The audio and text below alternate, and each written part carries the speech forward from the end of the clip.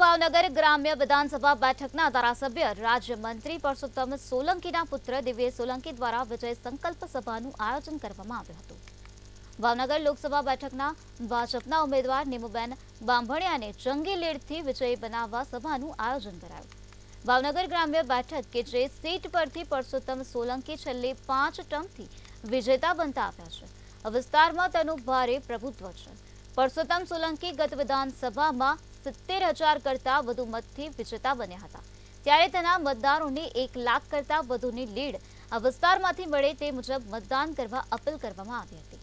જ્યારે હવે ગણતરીના દિવસો બાકી છે, ત્યારે મેરા બૂથ સબસે મજબૂતના સૂત્રને સાર્થક કરી તમામ કાર્યકરોને મતદાન પૂર્ણ ન થાય ત્યાં સુધી કામે લાગી જવા માટે અપીલ કરવામાં આવી હતી।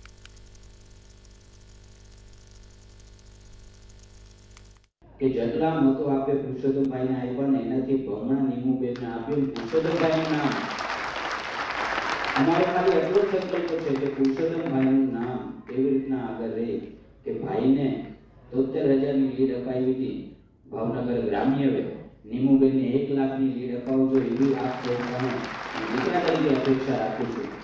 હંમેશા આપના નાના મોટા કોઈ પણ કામોમાં પુરુષોત્તમભાઈની હંમેશાથી અમને સૂચના રહી છે કે કોઈ પણ એવા વિષય હોય જ્યાં તમે પૂરા ન પાડી શકો તો ત્યાં મારું ધ્યાન દોરજો, પણ એમની નાદુરસ્ત તબિયત હોવાના કારણે આજે એમના વતી હું આપ સૌના વચ્ચે આવ્યો છું।